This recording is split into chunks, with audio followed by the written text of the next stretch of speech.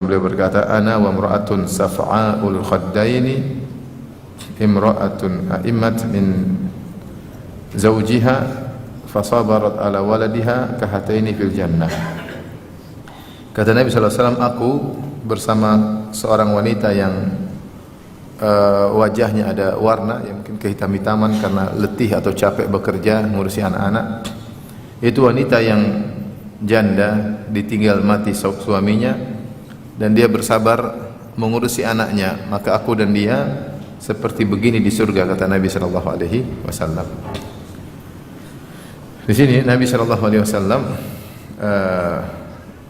menjelaskan tentang keutamaan wanita ini, ya. Yaitu seorang wanita yang aimat min zaujiha, dia menjadi janda, ya, karena suaminya meninggal. Kemudian dia tidak menikah lagi dan dia sibuk fasabarat ala waladiha. Dia sabar dalam mengurusi anaknya, mendidik mereka, mentarbiyah mereka, ya, berbuat baik kepada anak-anaknya. Tentu wanita ini sangat mulia, sampai-sampai dia meninggalkan kesenangannya untuk menikah lagi demi untuk ngurusin anak-anak. Balasannya adalah, kata Nabi SAW, aku dan dia seperti ini di surga. Yaitu wanita ini mendapatkan kedudukan yang tinggi. Namun hadis ini secara sanad hadisnya lemah, ya. Secara sanad karena ada perawi namanya Nahas bin Qaham dan dia dhaif.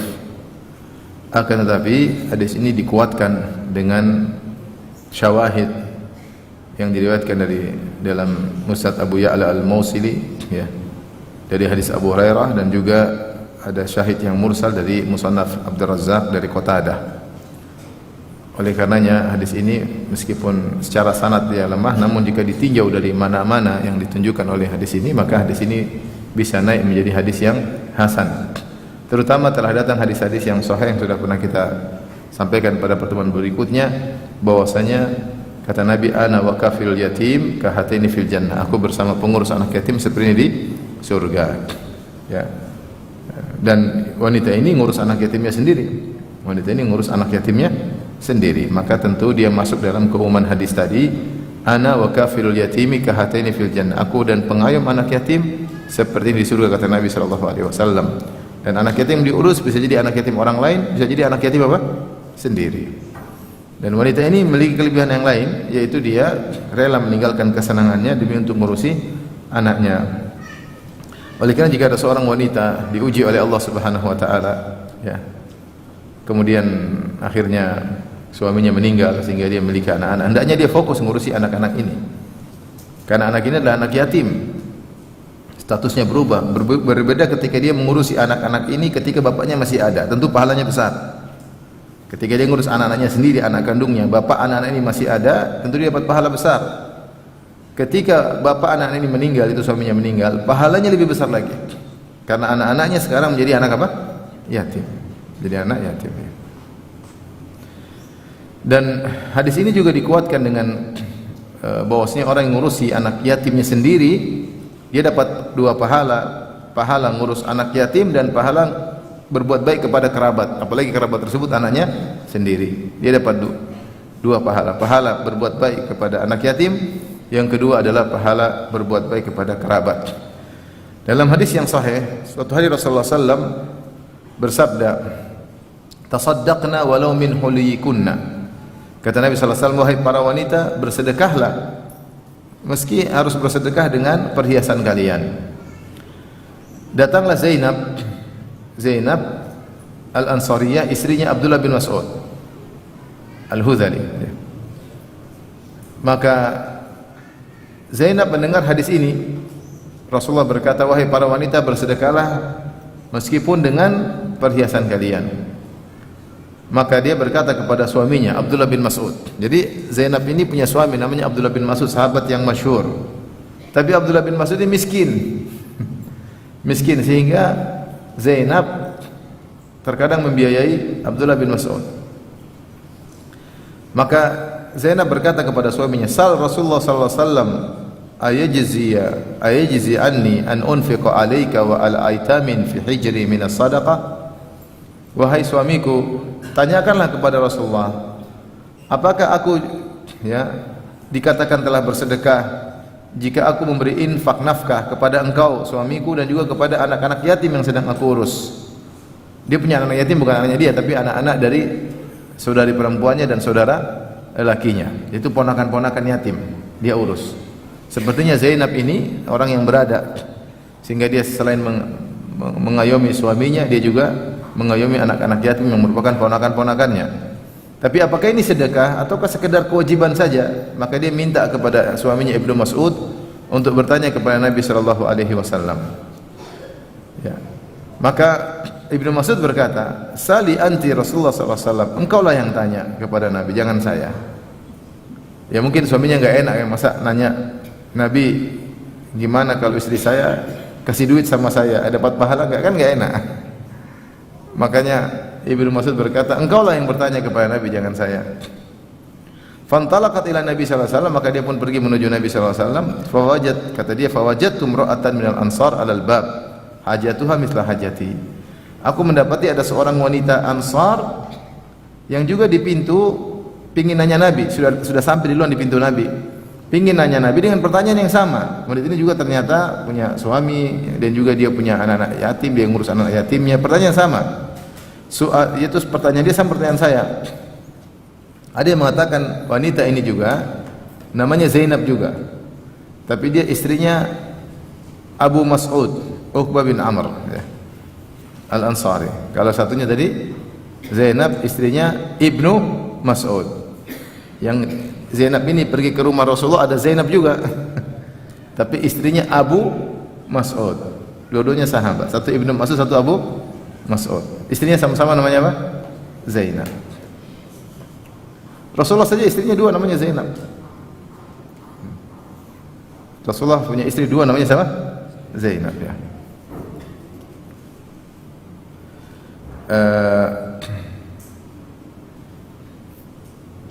Maka ketika mereka menunggu Nabi keluar, famarra alaina Bilalun, maka keluarlah Bilal lewatin kami. Faqulna salin Nabiy sallallahu alaihi wasallam ayajzi anni an unfiqa ala zawji wa aitamin li fi hajri atau fi hijri. Wa qulna la tukhbir bina fadakhala fasalahu. Bilal lewat dan Bilal sangat dekat dengan Nabi sallallahu alaihi wasallam, muadzinnya Rasulullah sallallahu alaihi wasallam.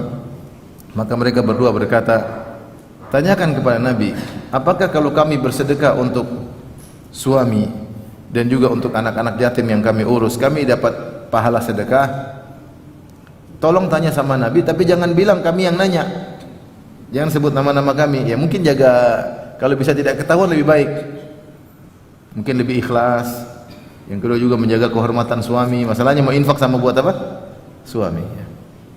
Dia tidak ingin gembar-gemborkan bahwasanya kasih uang sama suami, tapi dia harus tanya karena dia ingin tahu ini dapat pahala atau tidak. Maka kedua Zainab ini berkata, tapi jangan sampaikan kepada Nabi siapa kami. Akhirnya Bilal pun masuk ketemu Nabi, cerita, ya Rasulullah ada wanita nanya. Wanita nanya tentang begini. Kata Rasulullah SAW, man huma, siapa mereka berdua? Akhirnya Rasulullah tanya, ya Bilal harus jawab. Enggak mungkin bilang enggak tahu, dia tahu. Rasulullah tanya, akhirnya dia bilang Zainab. Yang nanya siapa namanya? Zainab. Rasulullah bertanya lagi, ayu Zayanibi, Zainab yang mana? Zainab banyak ini. Ayu Zayanibi. Akhirnya kasih tahu lagi, Imra'atu Abdullah, yaitu istrinya Abdullah bin Mas'ud. Dia sebut salah satunya, padahal satunya juga namanya siapa? Zainab. Maka Rasulullah berkata, na'am laha ajran, maka bagi Zainab dua pahala, ajrul qarabah wa ajrul sadaqah. Dia dapat dua pahala, pertama pahala sedekah, yang kedua pahala menyambung silaturahmi. Menyambung, kalau sama suaminya berarti kekerabatan, kalau sama anak-anak yatimnya ponakannya berarti silaturahmi. Dan kerabat itu dari tiga jalan. Kekerabatan dengan nasab, seperti sama ponakan itu nasab satu darah. Kekerabatan dengan musaharah, dengan pernikahan, seperti dengan suami itu kerabat, keluarga suami, keluarga itu kerabat. Dan kekerabatan dengan susuan. Dengan apa? Susuan. Maka siapa yang berbuat baik kepada suaminya, berarti dia telah mendapat pahala apa? Kekerabatan. Makanya ibu-ibu, kalau memang ibu kaya, jangan pelit sama suami ya, kalau kaya. Kalau miskin ya sudah. Kalau kaya jangan pelit sama suami, bantu suami ya. Bantu suami. Kalau ada harta untuk bisa bantu suami dalam rangka menjalankan ibadah, maka lakukan ya. Lihatlah Khadijah radhiyallahu anha menginfakkan seluruh hartanya untuk Nabi sallallahu alaihi wasallam, dan Nabi selalu ingat hal tersebut. Ya, ketika Aisyah cemburu kepada Khadijah, ya. Kemudian Aisyah berkata, "Qad addalakallahu khairan minha." Allah telah mengganti Khadijah dengan yang lebih baik. Kata Nabi, "La, tidak ada yang lebih baik daripada siapa? Khadijah." Di antaranya kata Nabi, "Wa wasatni bimaliha." Dia bantu saya dengan apa? Hartanya. Ya. Lihatlah Zainab, istrinya Abdullah bin Mas'ud, mengayomi suaminya karena dia lebih berada daripada suaminya. Taib. Ini dalil bahwasanya seorang kalau ngurusin anak yatimnya sendiri, maka dia dapat pahala double.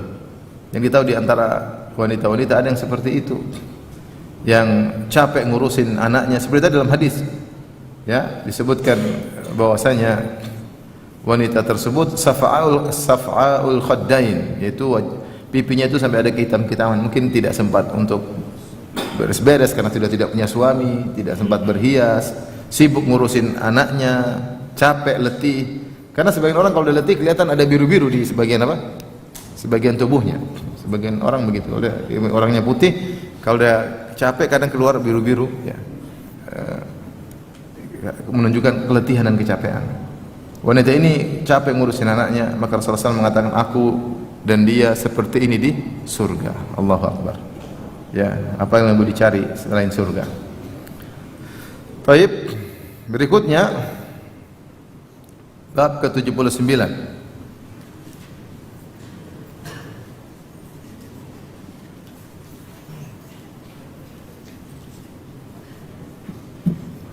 Bab ke-79, bab adabil yatim, yaitu mendidik anak yatim. Mendidik anak yatim itu ta'dibil yatim, mendidik anak yatim. Anak yatim meskipun kita diperintahkan untuk berbuat baik kepadanya, wala takhar, jangan bentaknya atau menyakitinya atau zalim kepadanya, tidak boleh. Tetapi bukan berarti kita biarkan begitu saja, mentang-mentang dia yatim kemudian dia bikin macam-macam, dia nakal, kita biarin saja. Enggak. Harus kita ajarin adab. Kalau salah kita tegur. Kalau kesalahan tertentu boleh kita pukul, tentu dengan pukulan yang mendidik, boleh. Sebagaimana sudah kita sampaikan pada pertemuan yang lalu, orang bertanya kepada seorang sahabat, "Bolehkah aku mukul yatim?" Atau bertanya kepada Ibnu Sirin, "Bolehkah aku mukul anak yatim?" Kata salaf tersebut, "Sebagaimana kau mukul anakmu, sebagaimana kau mukul anak sendiri. Kau kan boleh pukul anakmu kalau memang anak nakal dan dalam rangka untuk mendidik, maka demikian juga anak yatim boleh dipukul dalam rangka untuk mendidik." Dan saya sudah sampaikan pada pertemuan lalu, anak yatim itu potensi nakalnya besar. Potensi nakalnya besar. Tidak semua anak yatim nakal, tapi potensi nakalnya besar. Kenapa? Karena dia merasa tidak ada yang mengontrolnya. Tidak ada ayahnya, tidak ada ibunya, tidak perlu ada yang dia takuti, tidak perlu ada yang dia malukan, tidak perlu dia takut ketahuan siapa, cuek aja. Sehingga tidak fokus. Sehingga kemudian agak liar. Nakal itu banyak dialami oleh anak yatim. Anak yatim. Nah, kita boleh enggak mukul anak yatim? Boleh kalau untuk mendidik. Al-Imam Al-Bukhari membawakan riwayat, qala haddatsana Muslim qala haddatsana Syu'bah an Shumaisah Al-Ataqiyah qalat, dari Shumaisah Al-Ataqiyah beliau berkata, "Dzukira adabul yatim inda Aisyah." Disebutkan adab anak yatim di sisi Aisyah radhiyallahu taala anha, bagaimana dididik anak yatim. Faqalat inni la adribul yatima hatta yanbasit. Sungguh aku memukul anak yatim sampai dia yanbasit. Yanbasit ini makna yang lebih tepat yaitu sampai dia tunduk, sampai dia luluh, ya. Tidak nakal lagi. Saya pukul sampai dia nurut. Ada makna seperti itu. Di sini isyarat bahwasanya Aisyah memukul anak yatimnya. Dan anak yatimnya kemungkinan besar adalah anak-anak dari ponakan-ponakannya sendiri. Ponakan-ponakannya sendiri yang sangat dekat dengan Aisyah, ya. Sehingga kalau ada yang nakal maka Aisyah pukul, ya. Aisyah pukul, ya. Kalau memang perlu untuk dipukul, maka silakan dipukul, tidak usah ragu-ragu ya. Taib, saya perlu sampaikan, ini riwayat dari Aisyah radhiyallahu anha. Dijadikan bahan ejekan oleh orang-orang Syiah. Mereka mengartikan hatta yang basit, yaitu Aisyah mukul anak yatim sampai terkapar di tanah. Yang basit memang di antara satu makna al-imbisat adalah terkapar di tanah. Al-imbisat dalam bahasa Arab datang dalam 3 makna. Yang pertama adalah tunduk, al-inkhidha' wal i'tidal, maknanya adalah tunduk. Yang kedua adalah al-mail, sampai condong, sampai nyaman. Dan yang ketiga adalah tadi terkapar di tanah. Nah, orang-orang Syiah mengambil makna ketiga. Kata mereka, lihat Aisyah kejam, anak yatim dipukul sampai apa? Terkapar. Mereka ambil makna ini. Kata mereka, kami sih tidak pernah mendapati dalam perbuatan orang-orang jahiliyah memukulin anak yatim sampai terkapar. Apalagi ini Aisyah kurang ajar. Karena mereka mengkafirkan apa? Aisyah. Mereka mengatakan Aisyah pezina. Bahkan dulu saya punya kawan dari Iran, dia cerita di sana di Iran, saya punya kawan satu kelas, 2 orang dari Iran, Ahlussunnah. Di Iran sana, kalau ada orang pezina dipanggilnya Aisyah. Di Iran sana, ada orang pezina dipanggil apa? Aisyah. Saya dengar langsung dari teman saya orang Iran. Artinya di antara ujulukan kepada pezina dipanggil apa? Aisyah. Padahal Aisyah radhiyallahu anha dibela oleh Allah Subhanahu wa taala lebih dari 10 ayat. Dari firman Allah dalam surat An-Nur, innal ladzina ja'u bil ifki usbatun minkum la tahsabu syarran lakum bal huwa khairul lakum, dan seterusnya sampai kata Allah Subhanahu wa taala, al khabithatu lil khabithin wal khabithun al khabithat wat tayyibatu lit tayyibin wat tayyibun lit tayyibat ulaika mubarrauna mimma yaqulun lahum maghfiratun wa ajrun kabir. Ya, Allah mengatakan wanita baik-baik untuk laki-laki baik-baik, laki-laki baik-baik untuk wanita baik-baik. Selama suami Aisyah adalah Nabi Muhammad SAW, harusnya Aisyah juga apa? Baik. Enggak mungkin Rasulullah pasangkan wanita pezina kepada Nabi SAW. Enggak mungkin Nabi mentakdirkan wanita yang paling dicintai oleh Nabi, yaitu istrinya Aisyah, ternyata menjadi wanita apa? Pezina. Mustahil. Ini penghinaan kepada Nabi SAW. Berarti Nabi tidak bisa mendidik istrinya. Gimana istrinya kemudian jadi apa? Pezina. Ini sama saja mencela Nabi SAW.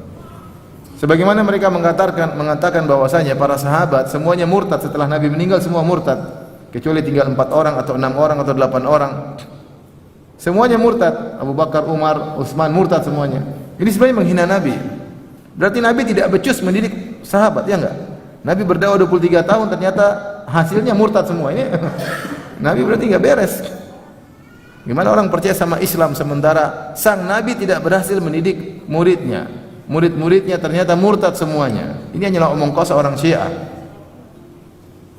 orang tukang khurafat. Di antaranya mereka mengatakan Aisyah, berdasarkan hadis ini mereka dapat riwayat dari kitab Al-Adabul Mufrad. Kata mereka Aisyah kalau mukul anak yatim sampai terkapar di tanah. Kemudian mereka ejek-ejek. Kata mereka, kita tidak dapati orang jahiliyah dalam Al-Quran suka mukul anak yatim. Ada sih orang jahiliyah, wala yahuddu ala ta'amil miskin, tidak mau kasih makan kepada atau menghadik anak yatim, ada. Tapi mukulin anak yatim sampai terkapar, tidak mungkin. Ini menunjukkan rusaknya akhlak, jiwa yang buruk. Mereka kemudian mulai mencaci Aisyah radhiyallahu taala anha. Harusnya mereka tahu kalau orang jahiliyah aja nggak bikin, masa Aisyah mau begitu?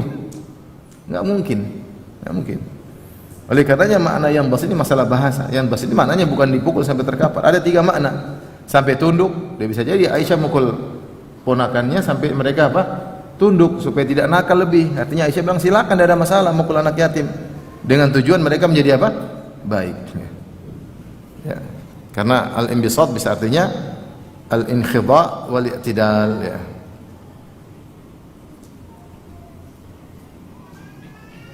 Yang disebutkan dalam buku-buku bahasa, ya.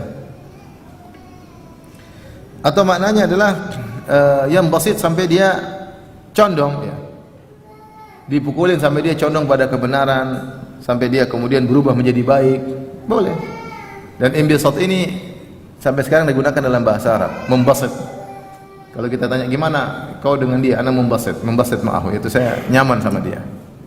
Jadi bisa jadi maksudnya Aisyah mukul sampai akhirnya dia berubah menjadi baik. Atau maknanya adalah yang ketiga, imtidad alal ard, maksudnya dipukul, bukan berarti sampai dipukul diajar terkapar, tapi kebiasaan anak-anak. Kalau dipukul kemudian ngerengek-ngerengek di apa? Di tanah. Maksudnya Aisyah, saya kalau pukul mereka langsung apa? Ngerengek-ngerengek di tanah seperti anak-anak, seperti kebiasaan anak-anak. Tapi tidak terbayangkan Aisyah kemudian apa? Ngajarin anak sampai terkapar, sampai terbalik, itu enggak mungkin lah. Enggak masuk akal ya. Enggak masuk akal. Dan lihat bagaimana keponakan-keponakan Aisyah sangat dekat dengan Aisyah. Abdullah bin Zubair, Urwah bin Zubair sangat dekat dengan Aisyah. Kalau dulu tukang pukul anak-anak, mana ada ponakan dekat sama tantenya, bibinya yang suka mukul anak-anak. Tapi intinya mau saya, ini dalil maksudnya untuk menjelaskan anak yatim boleh dipukul, ya tentu dengan adab, dengan tujuan agar mereka bisa lebih apa? Baik. Ya. Tidak boleh zalim kepada anak-anak, apalagi kepada anak yatim. Baik. Barang siapa yang diberi kesempatan oleh Allah, dan saya katakan itu anugerah untuk bisa ngurusi anak yatim, hendaknya dia mengurusi anak yatim dengan baik sebaiknya. Apapun yang terjadi pada anak yang tersebut, apakah berhasil pendidikannya, apakah cerdas, apakah kurang cerdas, dia dapat pahala. Dan bahkan rumah yang terbaik adalah rumah yang di situ ada anak yatim yuhsan ilai, sebagaimana sudah kita sebutkan riwayatnya. Ada rumah dalam situ ada anak yatim, dibaikin anak yatim tersebut, rumah yang terbaik, rumah yang penuh dengan keberkahan. Dan betapa banyak orang setelah mengurus anak yatim maka mereka diberi keberkahan yang banyak oleh Allah Subhanahu wa taala. Rezeki dilapangkan, usaha dijaga oleh Allah Subhanahu wa taala, dan banyak keberkahan Allah berikan. Kenapa? Karena dia ngurusin anak yatim. Apa yang dikeluarkan untuk anak yatim sedikit, tidak sebanding dengan apa yang Allah berikan kepada dia. Apa yang dia keluarkan untuk anak yatim sedikit tidak dibandingkan apa yang Allah berikan kepada dia karena ngurusin anak yatim. Maka siapa yang diberi kesempatan ngurusin anak yatim itu anugerah dari Allah Subhanahu wa taala. Dan ketika menterbiah anak yatim, hendaknya sungguh-sungguh menterbiah mereka seperti menterbiah anak sendiri. Kenapa? Dalil menunjukkan betapa banyak anak yatim yang akhirnya hebat di kemudian hari. Hebat di kemudian hari. Di antaranya siapa? Nabi Muhammad sallallahu alaihi wasallam. Alam yajidika yatiman fa'awa. Bukankah Allah mendapati engkau yatim kemudian Allah naungi engkau? Yatim kemudian diurusin, kemudian jadi anak yang hebat. Ya. Seperti contohnya Nabi Isa tidak tanpa ayah, tapi artinya dia seperti anak yatim, tidak ada apa? Ayahnya. Dirawat oleh ibundanya Maria, ya. Maryam, ya, kalau bahasa kita Maryam bintu Imran, maka menjadi orang yang hebat. Dan banyak Imam Syafi'i juga apa? Yatim, ya. Para ulama-ulama banyak yang apa? Yatim, ya. Kalau kita baca kisah-kisah mereka, ya.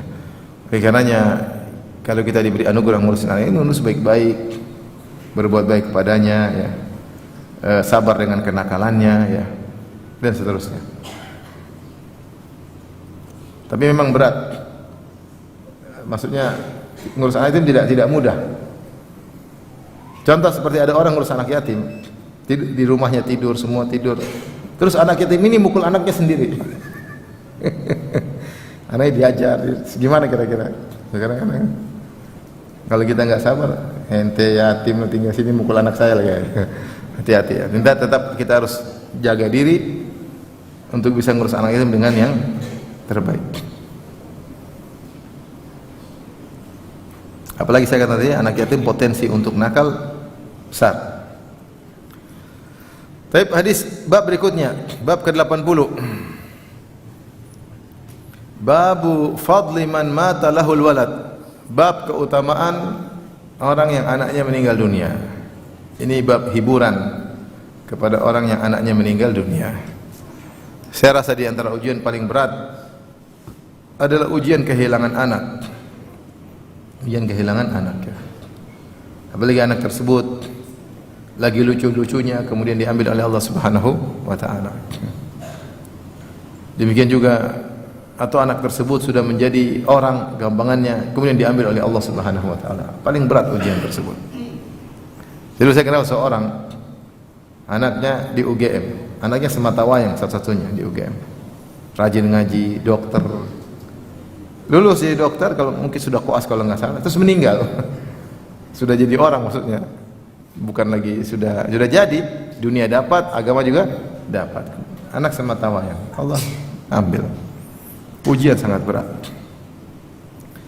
Dan lebih daripada kehilangan yang lainnya ya. Namanya anak itu buah hati ya. Benar-benar apa namanya? Ujian berat, lebih daripada kehilangan-kehilangan yang lain. Maka bab ini adalah bab yang memberi hiburan pada orang yang kehilangan anaknya agar bersabar, karena di balik kesabarannya dia akan mendapatkan pahala yang besar di sisi Allah Subhanahu wa taala.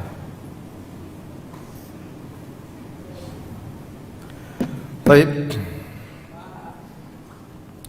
Al-Imam Al-Bukhari membawakan hadis, qala haddatsana Imam Bukhari qala Abu Abdullah Al-Bukhari rahimahullahu taala qala haddatsana Ismail qala haddatsani Malik an Ibn Shihab an Ibn al-Musayyab atau Ibn al-Musayyib an Abi Hurairah anna Rasulullah sallallahu alaihi wasallam qala, dari Abu Hurairah radhiyallahu anhu bahwasanya Rasulullah sallallahu bersabda, la yamutu li ahadin minal muslimina thalathatu minal walad fatamassahu an-nar illa tahillatal qasam.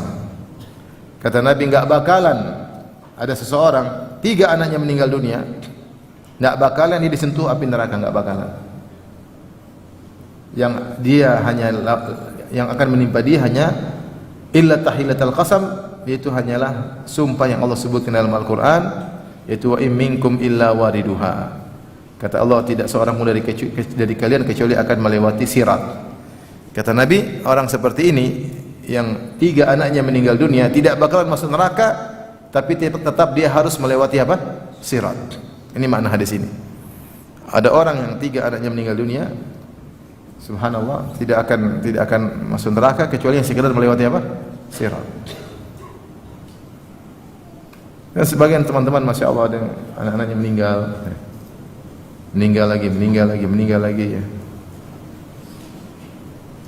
Yang paling sedih orang tua ya tadi, anaknya meninggal terlebih dahulu daripada sebelum dia. Dan itu banyak, sebagian orang tua diberi umur panjang, anaknya meninggal. Dan di antara yang diuji dengan sangat berat seperti ini Nabi Muhammad sallallahu alaihi wasallam. Semua anaknya meninggal, anaknya 7, 6 semua meninggal di masa kehidupan dia. Cuma satu yang setelah dia itu siapa? Fatimah. Anaknya Qasim meninggal, Abdullah meninggal, Ruqayyah meninggal, Ummu Kulsum meninggal, Zainab meninggal, Ibrahim meninggal. Terakhir Ibrahim, anak yang dicintai oleh Nabi. Nabi tinggal punya anak perempuan, tiba-tiba lahir anak laki-laki, Ibrahim. Nabi sangat sayang kepada dia. Maka Nabi menamakan dengan kakeknya, itu dengan nenek moyang itu Ibrahim. Akhirnya meninggal dalam pangkuan Nabi sallallahu alaihi wasallam. Ya, Rasulullah sampai menangis. Kata Rasulullah sallallahu alaihi wasallam, "Inna al-qalba la yahzan wa innal aina la tadma wa la naqulu illa bima yurdi rabbana wa inna bi firaqika ya Ibrahim la mahzunun." Kata Nabi, sungguhnya hati ini sangat bersedih, mata mengalirkan air mata. Ya, mata ini menangis, tetapi kami tidak berkata kepada Allah kecuali yang mendatangkan keridhaannya. Dan sungguh kami dengan kepergian wahai Ibrahim sangat bersedih. Nabi sampaikan demikian. Nabi menangis sampai kemudian anaknya meninggal di pangkuan Nabi sallallahu alaihi wasallam. Bayangkan Nabi menggendong anaknya sakaratul maut kemudian meninggal di hadapan Nabi sallallahu alaihi wasallam. Ujian berat saja? Berat. Siapa yang diuji dengan anak meninggal, ingatlah Rasulullah sallallahu alaihi wasallam. Orang yang paling besar ujiannya Muhammad sallallahu alaihi wasallam. Kehilangan orang-orang yang dia cintai. Khadijah, istri yang sangat dia cintai. Abu Talib, paman yang seperti ayah kandung yang sangat dia cintai, meninggal. Hamzah, paman yang sangat dia cintai, yang seumuran dengan Nabi, beda 2 tahun. Saudara susuan, pamannya, teman perjuangan, meninggal dalam perang Uhud. Juga kesedihan bagi Nabi sallallahu alaihi wasallam. Sahabat-sahabatnya meninggal dalam banyak peperangan. Ya, kehilangan orang-orang yang dicintai oleh Nabi sallallahu alaihi wasallam. Oleh karenanya, begitu besarnya atau begitu beratnya ujian kehilangan anak, maka pahalanya besar. Siapa yang kehilangan anak kemudian dia bersabar, maka dia tidak akan disentuh oleh api neraka. Tidak akan disentuh oleh api neraka. Tentu dengan syarat ihtisab, yaitu berharap pahala dari Allah Subhanahu wa taala. Karena ujian secara umum, ujian sendiri ada khilaf di kalangan para ulama. Apakah ujian sendiri mendatangkan pahala ataukah sifat seorang menghadapi ujian? Allah alam, pendapat yang lebih kuat bukan ujian yang mendatangkan pahala, tetapi bagaimana sikap orang menghadapi ujian tersebut. Karena betapa banyak orang diuji ternyata malah mendatangkan dosa. Seperti sabda Nabi sallallahu alaihi wasallam, kata Rasulullah sallallahu alaihi wasallam, "Laisa minna man darabal khududa wa syaqqal juyuba wa da'a bid'awal jahiliyah."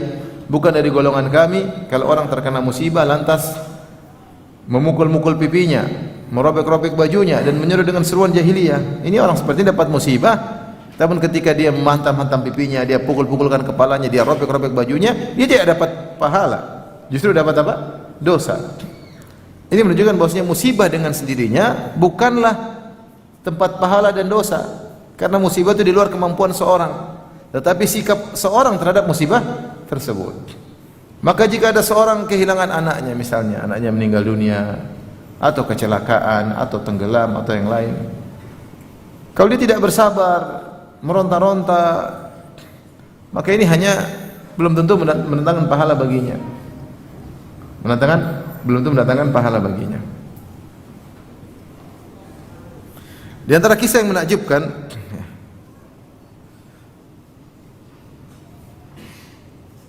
tentang kisah Ummu Sulaim, ya, kisah yang masyhur, ya. Ummu Sulaim, ibunya Anas radhiyallahu taala anhu, menikah dengan bapaknya, suaminya yang pertama, Malik. Bapaknya Anas bin Malik meninggal dunia, ada yang mengatakan dalam kondisi kafir. Kemudian menikah dengan Abu Talha, Zaid bin Sahal Al-Ansari radhiyallahu taala anhu. Kemudian punya anak dari pernikahan tersebut, itu adik seibunya Anas bin Malik. Kalau tidak salah dia yang disebut dengan Abu Umair. Ya. Yang Rasulullah SAW pernah mendatanginya, kemudian burungnya peliharaannya mati, maka dia mengatakan, Rasulullah berkata, "Ya Abu Umair, ma fa'ala Nughair."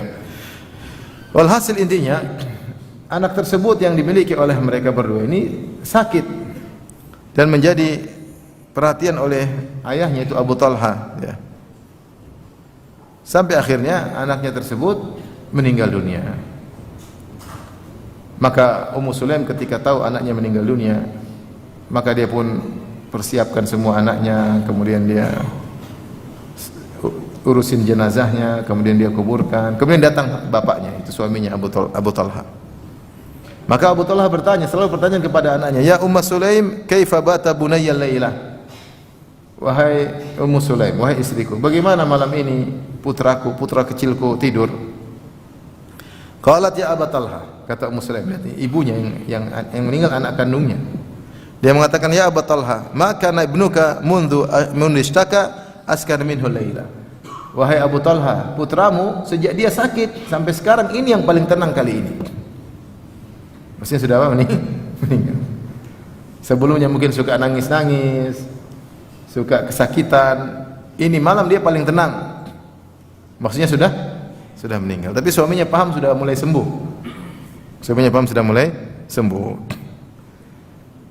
Kemudian summa ja'atu bi ta'am, kemudian datangkan makanan untuk melayani suaminya. Dia ingin membuat suaminya tenang, tidak terlalu bersedih, siapkan makanan. Kemudian Abu Talha pun makan, fatawabat nafsuhu, kemudian dia nyaman. Kemudian Ummu Sulaim pakai parfum. Kemudian dia mulai merayu suaminya, akhirnya mereka pun berhubungan intim di malam hari tersebut. Setelah selesai semuanya, ya, maka dia berkata kepada suaminya, "Wahai Abu Talha." Ya, mungkin dia pilih tempat. Laki-laki kalau sudah berhubungan pikiran fresh atau tidak? Fresh, sudah tenang.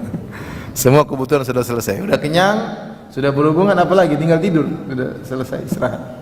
Ketika itu baru kemudian Ummu Sulaim nanya kepada atau berkata kepada suaminya, "Ya Abu Talha, ara'aita law anna rajulan istawda'aka wadi'atan fastamta'ta biha, thumma talaha fa akhadhaha minka, tajza'u min dhalik?" Wahai Abu Talha, bagaimana menurutmu kalau ada seorang pinjamkan kau suatu barang, misalnya motor atau mobil, terus kau pakai motor tersebut, pakai mobil tersebut, ya, pakai suatu barang yang menyenangkan. Kemudian tiba saatnya yang pinjamkan barang tersebut bilang, "Saya minta kembali." Apakah kau meronta-ronta jika dimintakan kembali? Jawabannya tentu tidak secara logika. Ya, bersyukur sudah dipinjamin barang yang menyenangkan. Harusnya bersyukur. Kata Abu Talha, ya. La, tentu aku tidak akan meronta-ronta. Ini barang dia, saya sudah pakai, tinggal kembalikan. Maka kemudian dia baru berkata, fa inna Allah azza wa jalla kana a'araka ibnaka ariyatan. Ketahuilah, sungguhnya Rabbmu Allah Subhanahu wa taala pernah meminjamkan anakmu kepadamu. Subhanallah. Tsumma qabadahu ilaik, sekarang diambil oleh Allah. Fahtasib ibnaka wasbir. Carilah pahala dengan wafatnya anakmu dan bersabarlah. Ini kisah menakjubkan, subhanallah. Yang biasanya tidak sabar ibunya kan? Ini ibunya menyabarkan ayahnya. Ummu Salam ini luar biasa ya.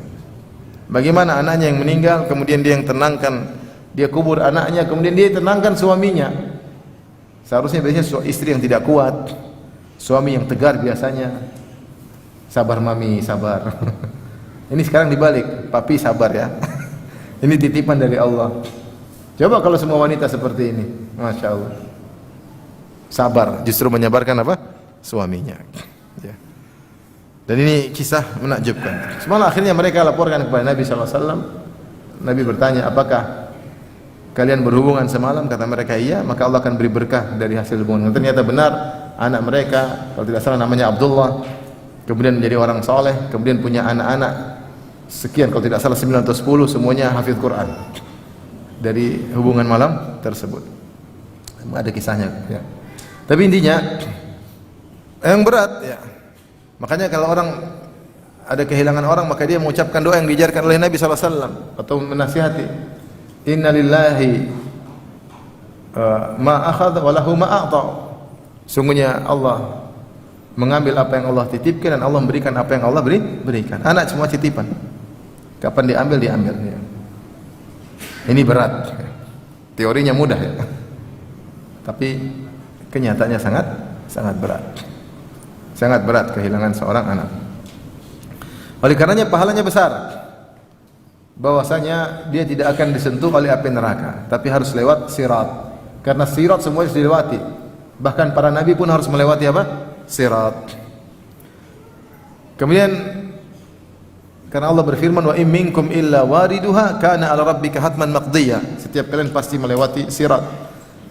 Itu suatu ketentuan yang pasti terlaksanakan.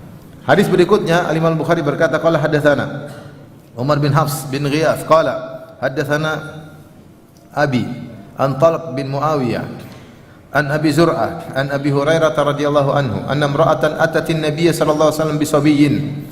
Ada seorang wanita mendatangi Nabi sallallahu alaihi wasallam dengan membawa anaknya. Kemudian wanita tersebut berkata, faqalat ud'u lahu wa qad dafantu thalathatan. Ya Rasulullah, doakan anak ini ya Rasulullah. Aku sudah punya 3 anak, sudah aku kuburkan. Ini anak yang keempat. 1, 2, 3 semua sudah meninggal. Doakan ini supaya dia sehat, supaya tidak meninggal, supaya bisa besar. Maka dia laporin, Rasulullah ini tolong doain, saya sudah nguburin berapa anak? 3. Berat. Ketika Nabi mendengar dia mengatakan dia sudah menguburkan 3 anakku, Rasulullah berkata, ihtadharti bihidharin syadidin minan nar. Sungguh engkau telah berlindung dalam suatu lindungan yang sangat kuat dari api neraka. Tidak akan terkena api neraka. Tidak akan terkena api neraka. Menunjukkan bahwasanya wanita ini telah mendapatkan pahala yang besar dan sulit untuk masuk neraka, sulit disentuh api neraka karena terhalangi dengan benteng yang kuat. Tentunya orang yang kehilangan anak harus bersabar, ya, harus bersabar, ya.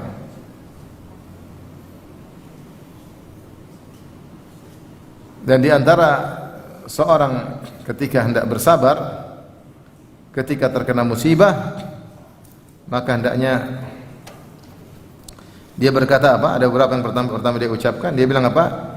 Inna lillahi wa inna ilaihi raji'un.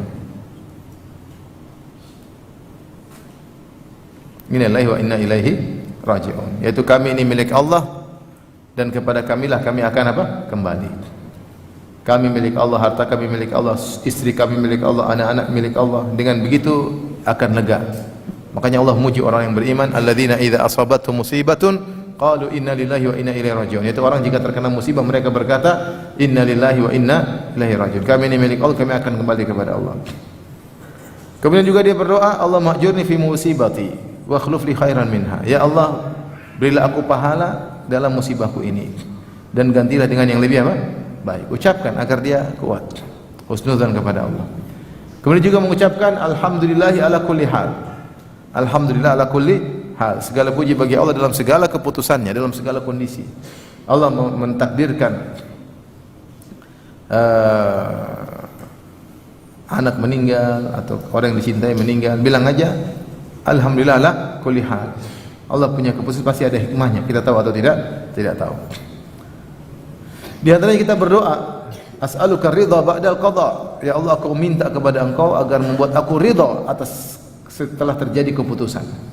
As'aluka ridha ba'dal qada.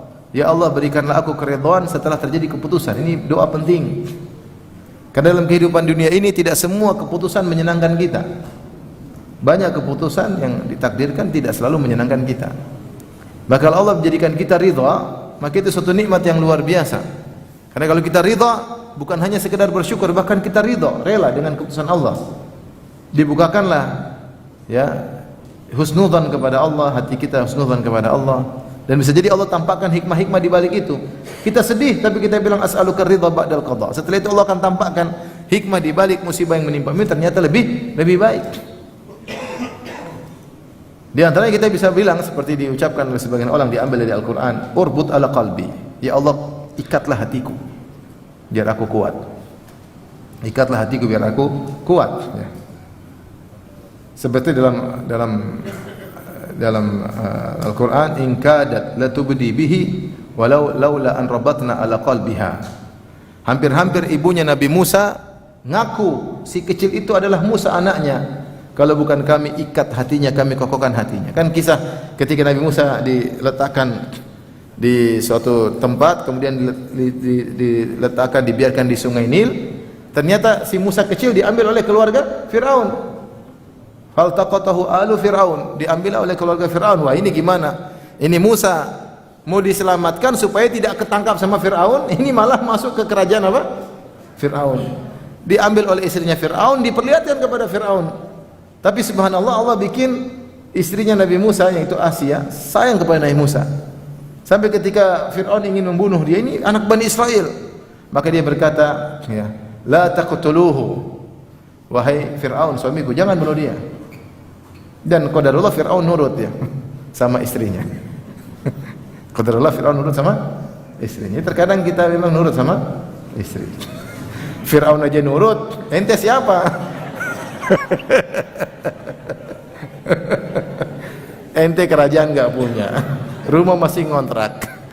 Terus kadang-kadang Fir'aun aja nurut sama istrinya. Dan datang berkah enggak? Dapat berkah, istrinya dapat berkah. Akhirnya masuk apa? Asa an yanfa'ana aw natakhidahu walada. Kata istri, jangan bunuh dia, semoga bermanfaat bagi kami, bagi kita, atau jadikan anak. Ternyata benar, dia beriman kepada Nabi Musa. Tidak selalu nurut istri ya. Tapi terkadang tidak jadi masuk. Maksudnya kalau kita nurut sama istri, jangan dia merasa kamu siapa, saya Fir'aun aja dulu nurut sama apa? Istri. Baik. Intinya ketika ibunya Musa alaihissalam melihat Nabi Musa sudah di tangan Fir'aun, dia takutlah. Ini saya sembunyikan supaya tidak dibunuh sama Fir'aun, sekarang sudah di tangan Fir'aun. Maka dia mau ngomong, dia mau teriak anak saya, tapi kata Allah, in kadat latubdi bihi, hampir-hampir dia ungkapin enggak kuat. Laula an rabatna ala qalbiha, kalau bukan kami ikat hatinya. Sehingga hatinya apa? Kokoh ketika ditimpa dengan musibah. Saya pernah sampaikan ceramah tentang seorang yang anaknya meninggal, anaknya seorang dai, doktor dalam bidang akidah, kemudian suka berdakwah, akhirnya meninggal. Sangat berbakti kepada ayahnya. Ketika ayahnya menguburkan anaknya tersebut, anak yang paling dia sayangi, sampai dikatakan kalau kalian ingin belajar berbakti kepada bapak, belajar sama anak ini. Karena anak ini, sebagaimana saya diceritakan oleh Syekh Abdul Razak, anaknya meninggal ini sangat berbakti kepada ayahnya. Sampai setiap hari dia punya waktu pada asar sampai maghrib menemani ayahnya ngobrol. Habis salat asar dia temani ayahnya ngobrol. minum kopi, minum, ngobrol sama ayahnya. Kalau ada meeting dia batalin semua. Yang penting dia bisa nemani ayahnya. Umrah, kegiatan safar nemani ayah. Ini anak paling berbakti, paling disayang oleh anaknya. Ternyata anak yang paling disayang justru meninggal dunia. Seorang alim berdakwah sampai saya lihat tidak salah Syekh Abdul Razak yang sholatkan, Syekh Abdul Razak ke Kuwait nyolatin orang ini. Intinya Syekh Abdul Razak ini sama saya. Akhirnya bapaknya ini nguburin anaknya dengan tegar. Dan dia berkata, "Ya Allah, saksikanlah aku dan ibunya ridha dengan keputusanmu." Ini Syekh Abdul Razak sama saya, hafizahullah taala. Kemudian kata Syekh, setelah lewat setahun, saya ketemu lagi dengan bapaknya. Saya bilang, "Ammi, wahai Om, kok engkau bisa tegar ketika itu? Ini anak bukan anak sembarang. Anak nakal aja kalau meninggal kita nangis enggak? Nakal aja, aduh nakal meninggal kita nangis. Apalagi kalau berbakti kepada orang tua. Karena bagaimanapun anak adalah buah hati." Dia bilang, ketika saya dapat kabar dari telepon anak saya meninggal, saya langsung berdoa, Allahumma urbut ala qalbi. Ya Allah, ikatlah hatiku. Sejak saat itu saya tegar. Begitu ada musibah langsung kembalikan kepada siapa? Allah Subhanahu wa taala. Lagi ujian seperti anak ini tidak mudah. Tidak mudah. Sampai sebagian ibu ketika anaknya meninggal, dia tidak ingin melupakan anaknya. Boneka anaknya taruh depan terus. Setiap hari nangis lihat bonekanya. Ini harusnya dipindahkan supaya baju anaknya disimpan, sepeda anaknya, harusnya semua sebab-sebab bikin sedih semua dihilangkan. Dia tahu itu menderita, tapi dia ingin ingat anaknya, padahal dia itu mendatangkan penderitaan karena saking sayang kepada anaknya. Jadi ketika Rasulullah dikabarkan bahwasanya wanita ini telah menguburkan anaknya 3, maka Rasulullah mengatakan, ihtadharti bihidharin syadidin minan nar. Sungguh engkau telah berlindung di sebuah lindungan yang sangat kuat, susah dikenai api neraka. Ini keutamaan orang yang anaknya meninggal dunia. Tapi hadis berikutnya kita baca yang cepat-cepat, masih bab yang sama. Imam Al-Bukhari berkata, qala hadatsana Ayyash qala hadatsana Abdul A'la qala hadatsana Sa'id Al-Jurairi an Khalid Al-Absi qala mata ibnun li. Kata Khalid Al-Absi, anak laki-lakiku meninggal dunia. Fawajadtu alaihi wajdan syadidan, aku mendapati sedih yang luar biasa ketika anakku meninggal dunia. Fakultu, maka aku datangi Abu Hurairah, aku berkata, ya Abu Hurairah, ma sami'ta minan Nabi sallallahu alaihi wasallam syai'an tusakhi bihi anfusana an mautana. Bayangkan, dia cari solusi. Dia datang kepada sahabat Abu Hurairah, wahai Abu Hurairah, adakah hadis yang kau dengar dari Nabi yang buat bisa kami bersabar, menghibur kami atas keluarga yang meninggal dunia, anak meninggal dunia? Kata Abu Hurairah, sami'tu minan Nabi sallallahu alaihi wasallam yaqul, aku mendengar Rasulullah SAW bersabda, sigharukum da'amisul jannah. Da'amis itu maksudnya hewan-hewan kecil yang ada di surga. Jadi anak-anak kalian itu akan menjadi hewan-hewan di surga. Ini ungkapan aja, bukan berubah jadi hewan, tapi menjadi seakan-akan hewan yang giat, ya, seperti yang giat. Artinya anak kalian akan masuk apa? Surga. Akan masuk surga. Dan ini adalah pahala yang besar. Dalam riwayat yang lain ada kelanjutan hadis dalam Sahih Muslim yang menunjukkan bahwasanya anaknya tersebut yang masuk surga akan bertemu dengan bapaknya pada hari kiamat. Maka dia tarik bapaknya, bajunya ditarik supaya ikut masuk surga.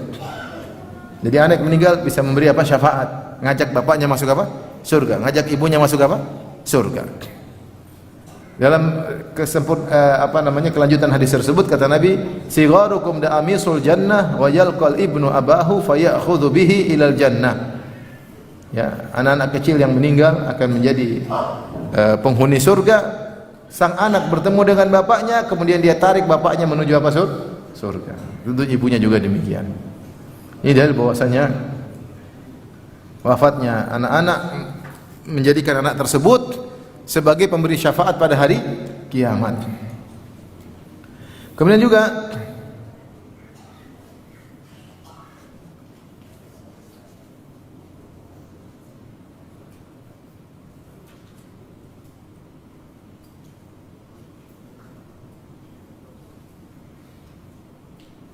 Masih panjang ya?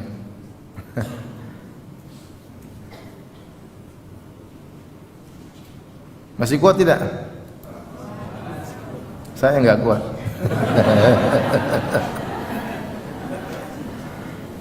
Ya sampai sini aja lah ya. Nanti kita lanjutkan 2 pekan lagi. Kita lanjutkan 2 pekan lagi. Demikian wallahu taala alam bisawab. Ada yang bertanya saya persilahkan.